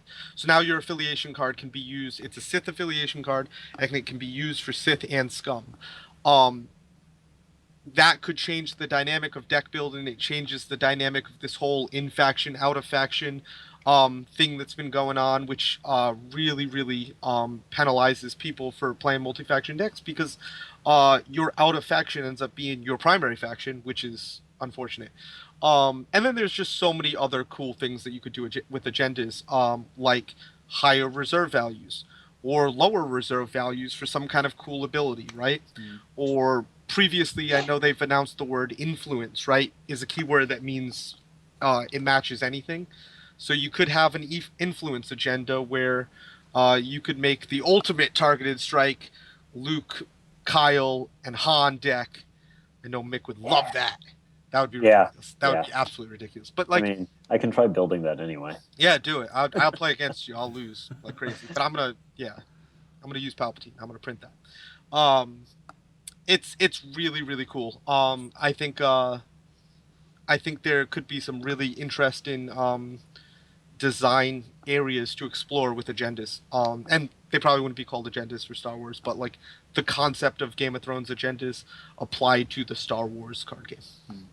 That would be my answer. Yeah, it's a good answer. I think, again, that's one of the things that, along with the restricted pairs idea, as soon as the affiliation and the deck building mechanic of this game was pretty well kind of understood, a lot of people thought the Thrones agenda kind of thing, can we port that over, and will that eventually make its way into the game? And it may well still. It may be in the design cycle at the moment, but fingers crossed for it, because it's I think most people in the community would probably agree with you there, Tom. So I'll go next, because mine's not going to be a long-winded answer, because I'm just not that creative. Maybe sometimes, not today. It might be not a new mechanic. I think it's an existing kind of trait or mechanic that I think should just get a bit more love, because it's woefully underplayed at the moment. Every cycle so far, like you mentioned, JP, Rogue Squadron did a really good job of bringing vehicles to the forefront and introducing a new trait, a new mechanic of pilots and pilot enhancements. Echoes did the Force really well, and a bunch of new interactions and mechanics around winning the Force rule, etc. Hoth, if it did have a specific interaction at the time and a theme, it was repairing and doing extra damage to Hoth-traded things. It was basically it. Battle of Hoth could damage or repair an objective. But it's just not seen enough Hoth support since the cycle itself. So we're seeing in Galactic Ambitions there's a Coruscant-traded Imperial objective there in entrenched defences. This is just a call for arms, really, a plea for me to Eric to say, can we see a bit more Hoth, please? Because then maybe these Hoth decks, the trait and the repair and extra damage mechanics that we designed in the first cycle, might see a bit more love again. Whether Hoth should get a specific mechanic beyond that, if I could design one, I'd probably not. I'd really want walkers to be a thing, but when I win World Champs, I'll make that happen. So just more Hoth, really.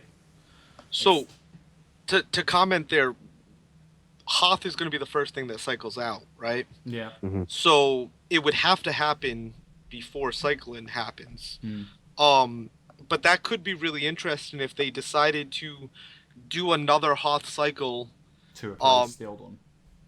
So if they did it in a way where it lasted basically a season with the old one, so you got a season of there's a ton of Hoth, but they also designed the first one with the idea that that's going to go away. Yeah. So this needs to be able to do its thing on its own, but it might have some really cool interactions with the old stuff.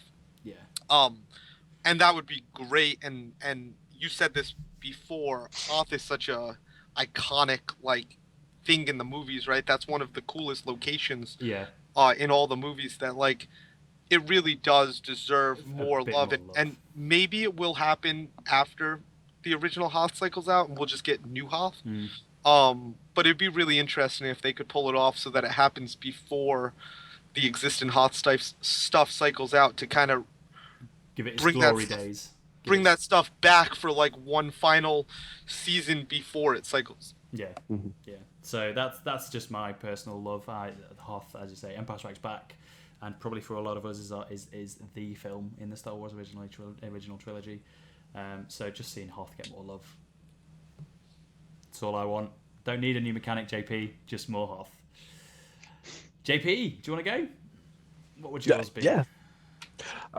There's a few I've been thinking of over the course of time playing the game what I thought would be cool and not cool and stuff. But I would be interested in seeing some location enhancements you can put into play, like some 4 or 5 cost location or enhance.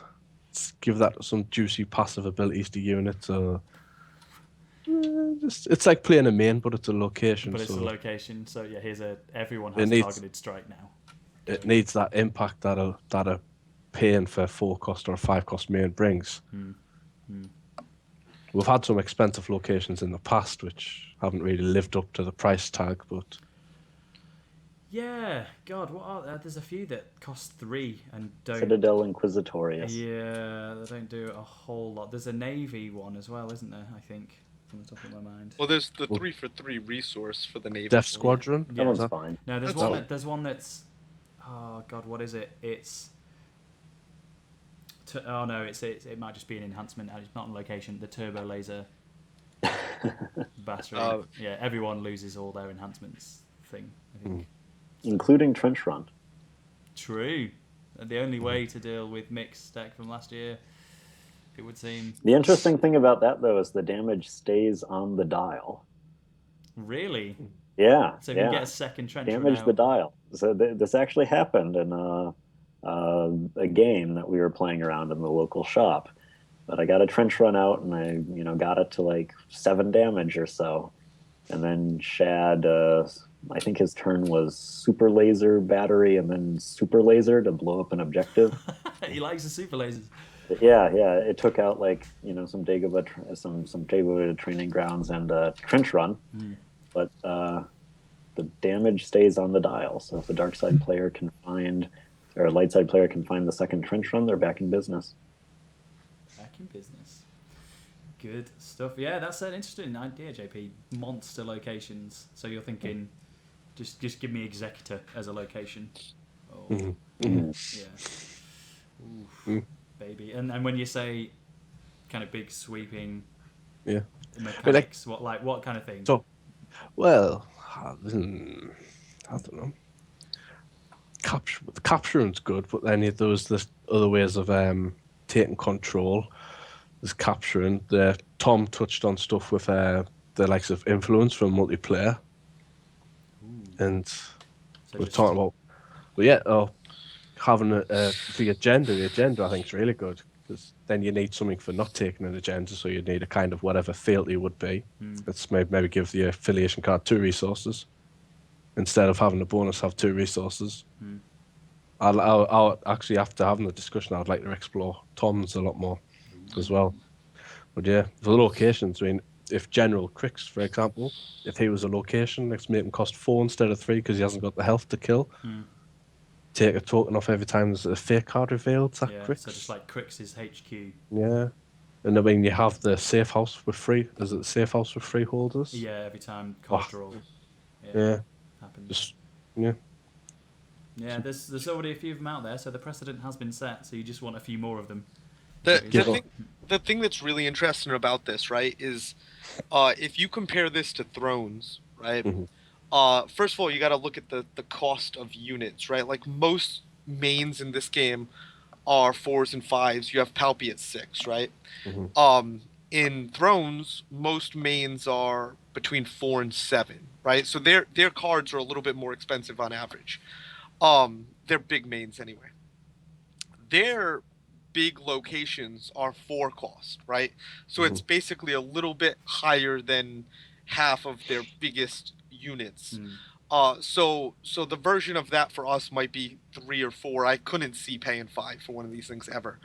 But if you look at all the interactions between the locations in Thrones, there are lots of things that are like search for a location that costs 3 or less, destroy a location that costs 3 or less. They've worked this concept into the game where those big locations, those 4 cost locations that are like basically the Uber locations that you're talking about in Thrones, have an added level of protection where certain things do not interact with them the way that other things interact with locations in Thrones. So you might need some kind of concept like that for that to work in Star Wars, because, you know, if you play a 4 cost location and it's an enhancement and it gets like Utini'd, I don't know about that. You know what I mean? But at the same time, printing a word like, you know, printing like a big thing that's like, this cannot be targeted by spells of effects and blah, blah, blah, blah, blah. Like, it just gets wordy, right? So, like, maybe they come up with a new keyword, which is, you know, some kind of, you know, protected or not that, but like something that says this can't be targeted the way other locations can be targeted. Give them hexproof. Yeah. Basically, because I mean, HQ traded or something like that. Yeah, but it's an important thing to consider, because like, not only does this thing need to be good enough that I want to pay for it. I need to know it'll stick around on the board. Yeah. And at the same time, if they do ever come up with the concept of searching for enhancements, which is a very valid thing that I'm sure will happen eventually. Wait, don't we already have that? Can't you? Into arms. You can search for a weapon. Arms. Yeah. You can search for a weapon. But if there was ever more enhancement tutoring, that same concept of like, you can't tutor for that. That's too good type thing. Thrones handles that on all sides, which is cool. Yeah. Good answer there, though, JP. As you say, there's some already in the game. Yeah. So just there's loads of, like, a lot of unit abilities, mainly Multi-Crow. Ignore protect and shielding. But then if you're playing against someone who hasn't got protect and shielding, it's got force pips for an edge battle. Yeah. Oof. The Multi-Crow's abilities on an enhancement. Yes, or just paying 3 or 4 for a 2 resource location that has elite. Yeah. Sure. Pretty good. Like, come on, all day long. I'll pay 3 for that. Yeah. Those force resources are all awesome. Yep. Mick, last but by no means least. I guess I'm going to actually kind of piggyback off of both of those ideas from Tom and JP. Wasn't thinking about this earlier, but JP was mentioning capture. And I think the way that capture works right now in the game, I basically imagine that they're thrown into a prison cell, like in Jabba's palace. But one of the most iconic scenes is the carbon freezing of Han.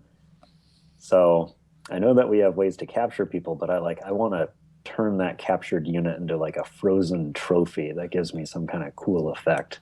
Okay. Like, out of my way. Bronze tablet, maybe? I'm gonna have to. Davey's gonna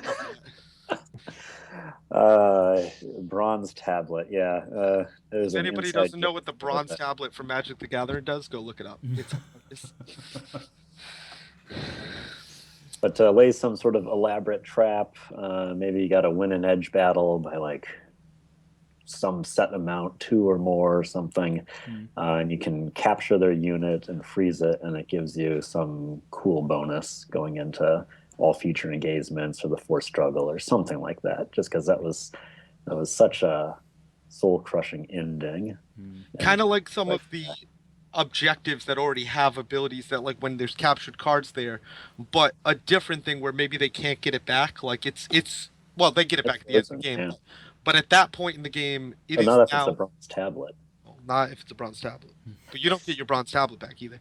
But yeah, you capture a card and it sits in front of you, and it's your, like, it now gives you an ability because you captured it.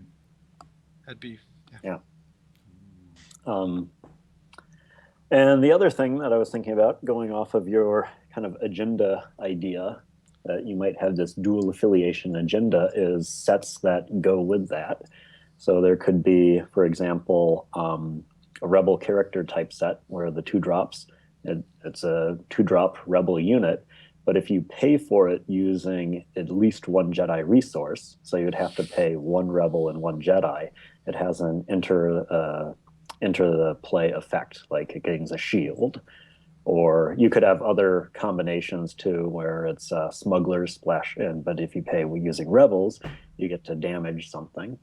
So you could really encourage these kinds of hybrid decks and have different synergies there, but you would have to be able to pay for it using the appropriate resources. And that really speaks to the whole, like, we've gotten a lot of hate for multi-faction, right, to try to stop it, but we know we're also going to get some love for multi-faction as well, and those, you need both of those things so that the meta can flow and continue, and that sounds like it would be awesome. And you could have passives too. You could have passives that's like, this is a smuggler unit that says on it, while you control a rebel objective, it gains blank. It's a Curdate from Magic. It's great. Like, just get stronger because I have a 4. Or triggered abilities like Tarkin, where it says pay 1 Imperial resource. There's no reason that couldn't say pay 1 smuggler resource, resource to just go and capture something. Yeah. That'd be pretty cool. Cross affiliation cards and pods specifically would be great. I would really, really love to see a Navy set, a buddy set with both, who was it? Ozzel and Piet. It would be the Ozzel Piet buddy set. Right. Ozzel would have 1 health. Yeah. And when he leaves play, you can search your deck and put Piet into play. And this Navy set would come with a Sith event of Force Choke. Nice. Yeah, that works. Do you run the 6 Force Choke deck? I don't know. Do you need Ozzel and Wait, is there a question about running 6 Force Chokes? Of course you run 6 Force Chokes. Yeah, now you also get Piet. You don't run 6 Force Chokes though, because Shad plays vehicles. No, I can't do that. I can't run 6 Force Chokes or the triple Rancor deck. No, not yet. It's pretty bad against the giant capital ships. Multicolored though. Yeah, Multicolored. That's if that could be explored, that would be. There's more options for deck building. All kinds of more options for design as well. It's a curtain that I think it could quite easily be drawn back and open up a whole new world for the game. That's quite a good one actually, Mick. So interesting. And it would be really interesting if pods are designed from a point of view of, like, here's a smuggler pod, right? That has some bonuses for when you play it with Jedi and some bonuses for when you play it with Rebel. And unless they do something crazy with, like, agendas that let you play 3 colors, I don't think that'll ever be the case. Yeah. So if it was a consistent, like, you're probably going to play 2 colors, it'd be really cool to have this pod that, like, plays totally different depending on who you ally with. If you that would be really cool, because it's not like, well, this goes in a Jedi Rebel deck. Yeah. But it's like, well, this could go in Jedi Rebel or Jedi Smuggler, or whichever colorway splits. Yeah. But it does different things. Heaven forbid they put a Sith character in there that has a light side resource triggered ability on it, because then you could do join me on a light side character to steal their resource match, and then haha. Not that it'd ever happen. But I was playing Thrones the other day, and I had the guy who pillages and steals locations. Oh, Aaron Kozai. Yeah, I had him, and I stole somebody's reducer. That wasn't a reducer that mattered for me, but I was like, I'm taking that. Yeah. That is mine now. Pretty funny when he steals the Red Keep or the Plaza of Punishment. Or the one that returns things to their hand. So I use it, and then it goes back to their discard, and I steal it again. Oh, that does happen, doesn't it? Yeah, it does. Man. But also, side note, it's vaguely Star Wars related. Just because we mentioned Join Me, I love that artwork there. For anyone who didn't see, JP actually got engaged on the Worlds stream. So we thought we'd mention it whilst you had you on the council, JP, and on the camera. So congratulations for that. But we might as well take the opportunity. His Twitter's there. I suggested that he should have the wedding invitation be the artwork from Join Me. So anyone else with some good suggestions, tweet at JP Golightly, and we'll see what Star Wars influence we can get in this wedding. Because there's got to be some. Or die at the bottom. Or Join Me or die. Best party invite ever. While we're talking about these engagement things, by the way, the guy we had on last time, Nate, apparently just got engaged today. Congratulations, Nate. He just posted on Facebook. I haven't even talked to him. It's awesome. Congratulations, Nate. Love is in the air. 2016. Star Wars community. Just making it happen. Yeah. Good work, guys. Good work. Congratulations to you both. So yes. My camera's struggling. So yeah, it's a good year. It's a good year for Star Wars players in and out of the game, it seems. So I think we're through most things we wanted to get through. We've gone a bit longer on the episode maybe than usual, but hopefully you stuck with us. So thanks for that.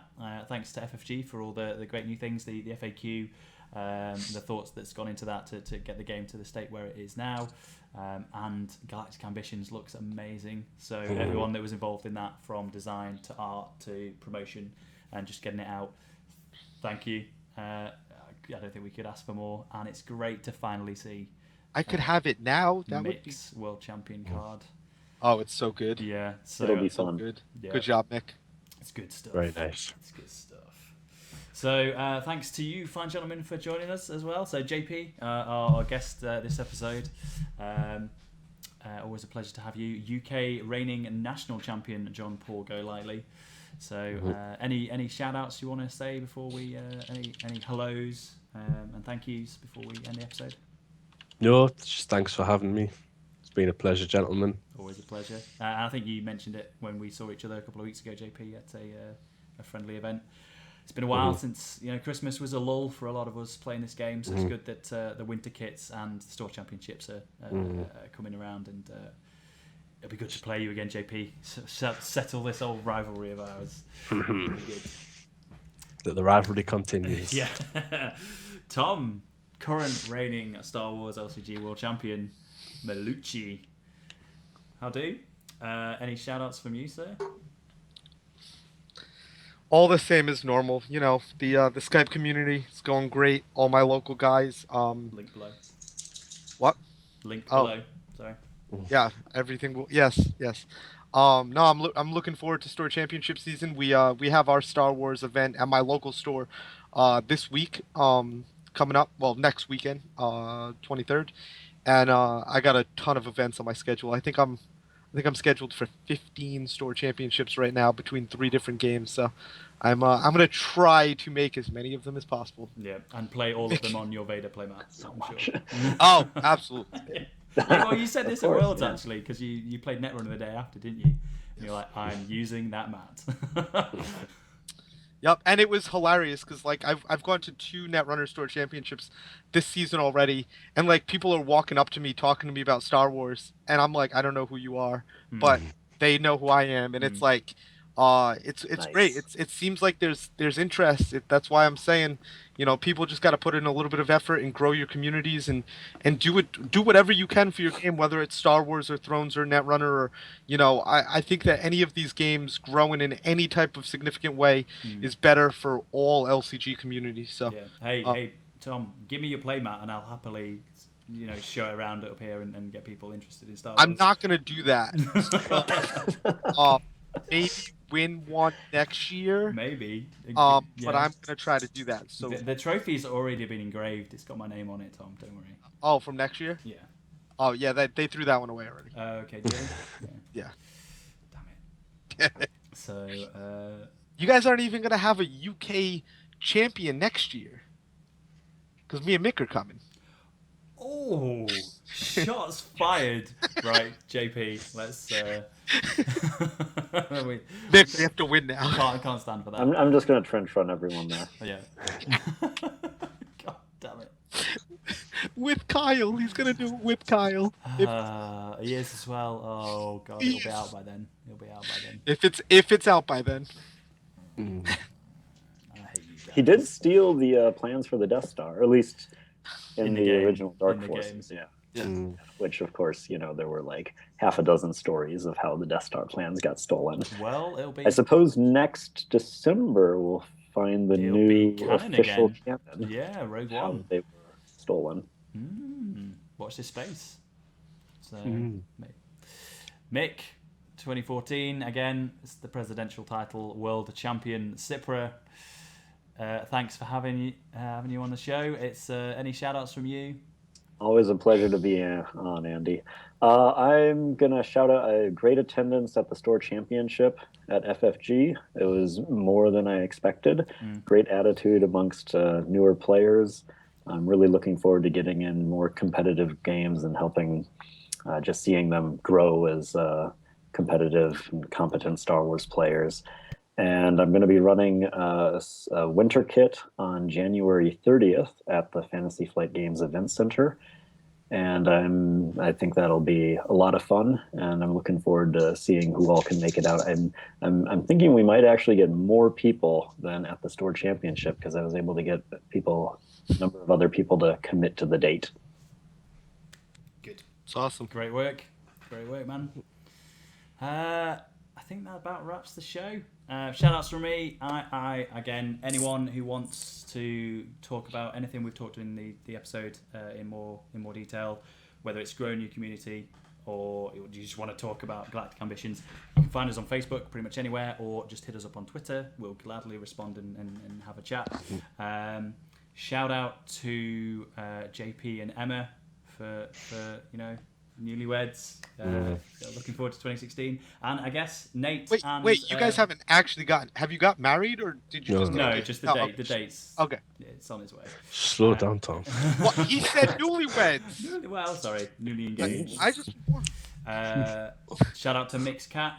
Not to put that on the same level as your engagement, JP. Oh my god! I don't have.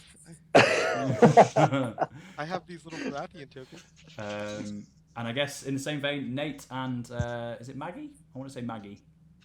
I think so. I'm gonna commit. Shout out to Nate and Maggie for congratulations on your engagement.